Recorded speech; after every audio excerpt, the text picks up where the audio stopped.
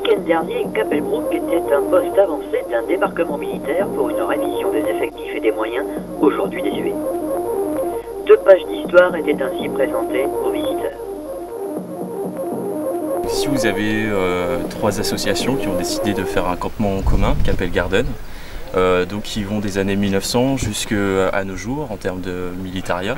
Durant 2 jours, les membres des associations se sont glissés dans la peau et les uniformes de soldats des guerres 39-45 et 14-18. L'idée était de proposer aux visiteurs une sorte de musée vivant, éphémère, à ciel ouvert de ce que pouvait être la vie de camp en temps de guerre.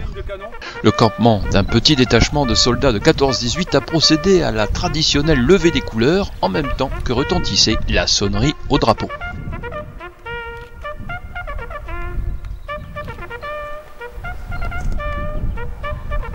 Camp militaire, mais aussi infirmerie de campagne avec ses infirmières presque plus vraies que nature et une présentation des ustensiles de soins qui ne donnent pas spontanément l'envie d'être soigné. Question d'époque ou de courage, sans doute. Chercher la langue comme ça, déjà maintenir ça dans le fond pour tenir quand même les dents bien ouvertes et aller chercher sans se faire mordre les doigts. Entre soins et torture, la frontière est bien mince.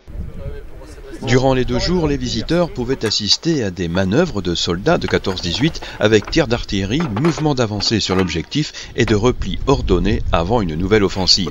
Aucun livre d'histoire, aucun musée ne pourront rendre aussi vivantes ces manœuvres de soldats où il fallait être un homme avant d'être un combattant.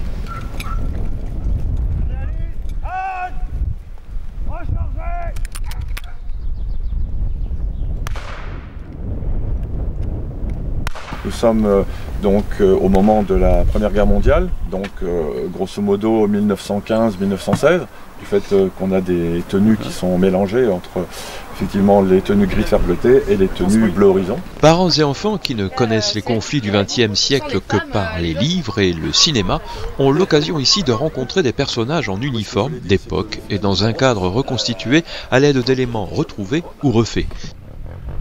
Ils ne sont pas adorateurs de la guerre, ils sont juste passionnés par l'histoire militaire et son folklore.